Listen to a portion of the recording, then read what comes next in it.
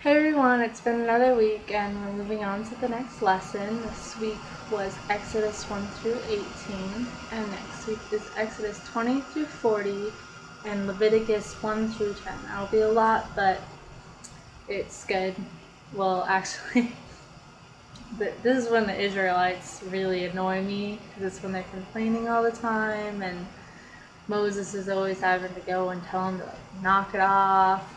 I mean, already in Exodus chapter 18, they're complaining about not having bread, and I'm like, you just got saved from the Egyptians. Why are you complaining about food? You've been starving for most of your life. Didn't make sense to me. But moving on to the assignment, what this one's specifically about is why Moses was so reluctant to do what the Lord asked him, or to be the spokesman. And there's smaller questions under that, and I'm going to talk about each of those as much as I can. So first off is, what did the Lord command Moses to do? Now, pretty easy. I think everyone knows this. He's commanded to go back to the Egyptians and tell them to release the Israelites. And he was also told to take them across to the promised land of milk and honey. And that sounds so wonderful to me, milk and honey, sweet. And he was to gather the people. Second question was, how did Moses respond to the Lord's request? Now, you can't really blame Moses about it, but he was reluctant. He was scared. He wasn't sure what he was going to do exactly. I mean, he had been away from the Egyptians for about, I don't know, was it 10 years maybe? And, and he kills an Egyptian, so he's really scared to go back there and just tell him to let them go. And third question, what did Moses say that indicated how he felt? Now, I think it goes to... Oh, that was funny. A girl just got hit by the sprinklers. Exodus chapter 3, verse 11, and that's when Moses said, "And Moses said unto God, Who am I, that I should go unto Pharaoh, and I should bring forth the children of Israel out of Egypt?" He's like, I'm just one person, how can I do this? And it's, me? Yeah, I would respond the same way. Me? Why me? I am nothing special. And, the Lord knows everyone. He knows who he's going to pick. And so, next question was, how did the Lord respond to Moses' feeling about being called? Now, I'm going to refer, this was my favorite, sorry, I'm looking at the sprinklers, they're freaking out. It's kind of funny.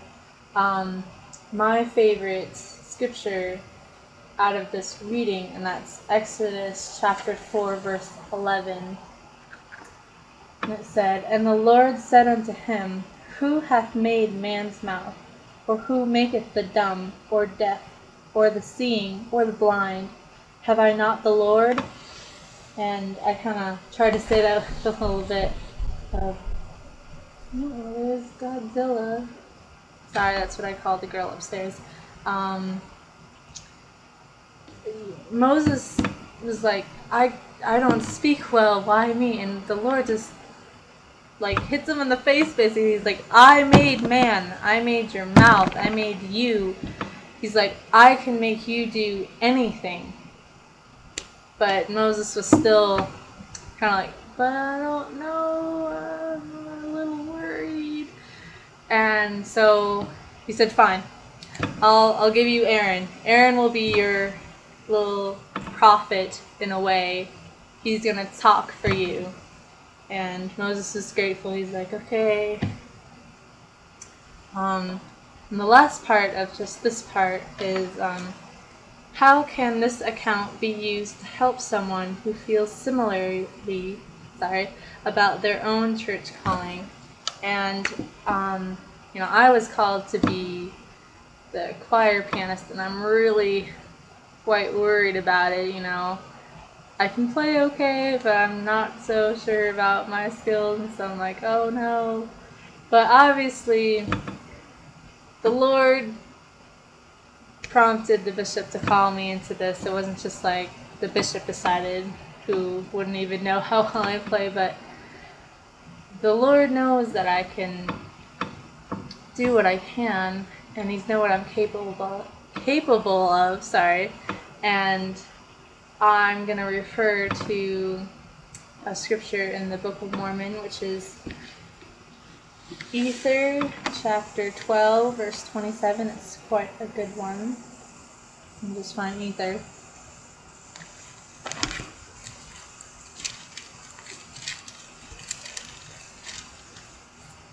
Should have prepared before.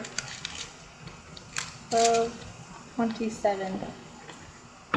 And if men come unto me, I will show unto them their weakness. I give unto men weakness, that they may be humble, and my grace is sufficient for all men that humble themselves before me.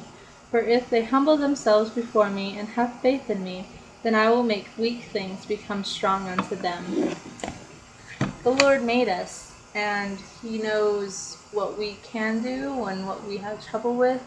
And if we humble ourselves and ask for help, He will provide a way for us to do it, whether by strengthening us or, like Moses, give us someone to help us. Second part of this assignment was to explain, using from the Pearl of Great Price, Moses, explain what else happened to Moses before he delivered the children of Israel out of bondage. And he prayed to God, and he was visited by God again. Now this one was a little weird for me. I wasn't quite sure to say, but for Moses, chapter 1, verses 25 and 26, it says, And calling upon the name of God, he beheld his glory again, for it was upon him. And he heard a voice saying, Blessed art thou, Moses, for I, the Almighty, have chosen thee, and thou shalt be made stronger than the many waters, for they shall obey thy command, as if thou wert God.